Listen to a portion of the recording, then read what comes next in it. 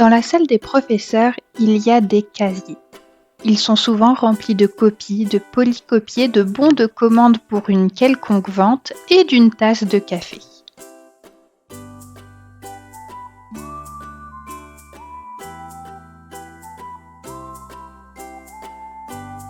Quand on est professeur de français, s'y ajoute une pile de livres. Dans cette pile, on trouve pêle-mêle des recueils de nouvelles, des anthologies de poésie, des romans pour adolescents.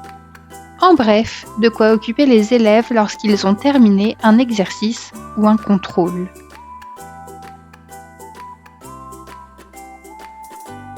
Ces livres généralement achetés chez le bouquiniste sont, pour moi, l'occasion de découvrir des textes de littérature jeunesse parus il y a déjà quelques années.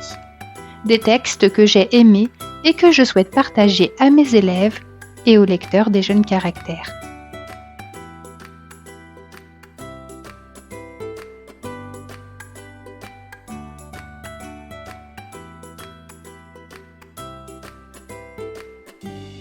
Ce mercredi, c'est le roman de Joe Witek intitulé « Y a pas de héros dans ma famille » qui tombe de mon casier.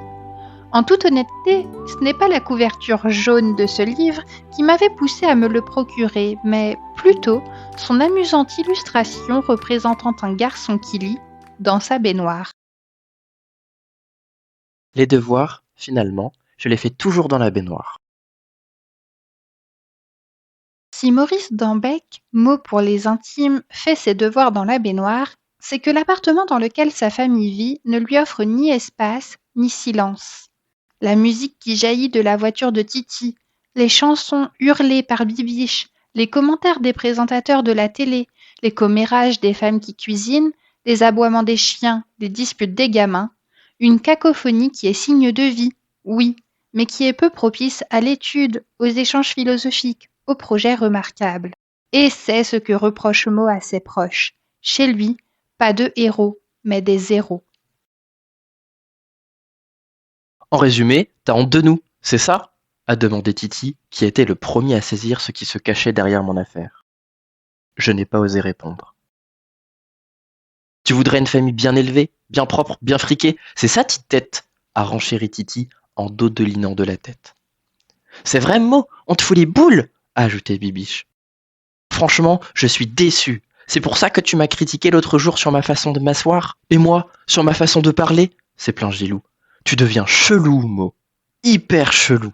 C'est bon, arrêtez. Je ne me sens pas comme vous, c'est tout, j'ai hurlé. Mais je ne me sens pas mieux chez mon copain.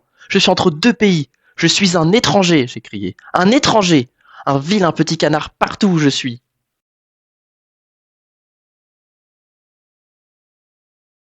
Plus encore qu'elle ne déconstruit l'idée de héros, Joe Witek pointe la difficulté qu'il y a à s'affirmer quand on navigue entre deux mondes, celui de la maison et celui de l'école.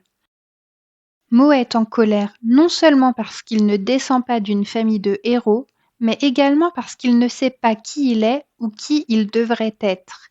Perdu entre ses identités, il nous confie d'ailleurs qu'avant, Maurice Dambec et Mo s'entendaient vachement bien.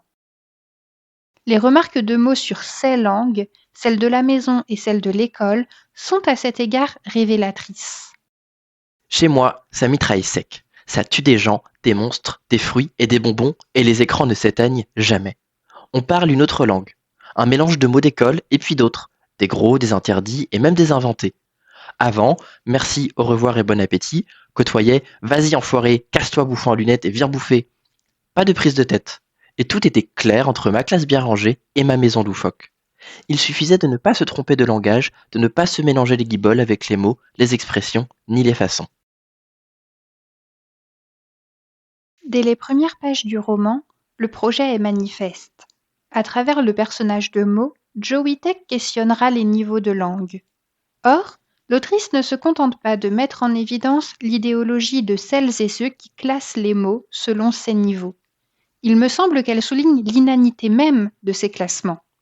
De fait, pourquoi le mot soulier serait-il plus agréable à entendre que godasse, si ce n'est en raison de ses sacro-saints niveaux de langue ? Ce sont des mots différents, certes, mais ils renvoient à la même réalité.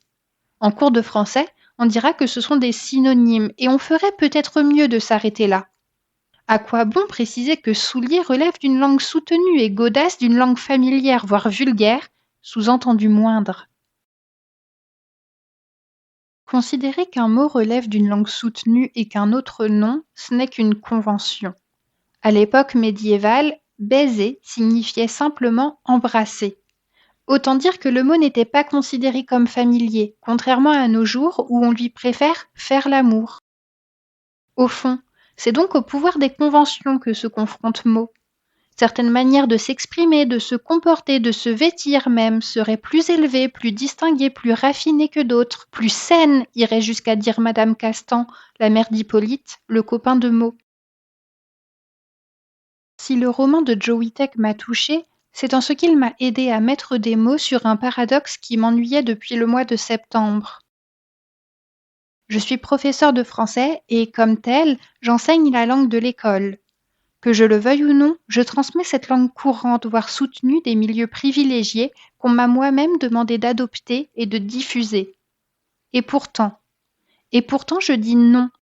Je suis professeur de français et mon objectif n'est pas de convaincre mes élèves des bienfaits du bon français. Mon objectif est de les convaincre qu'il n'y a pas en soi de niveau de langue plus élevé qu'un autre. Il y a des situations, seulement des situations, et je n'ai d'autre prétention que leur donner les moyens d'y répondre, avec les mots qu'ils choisiront.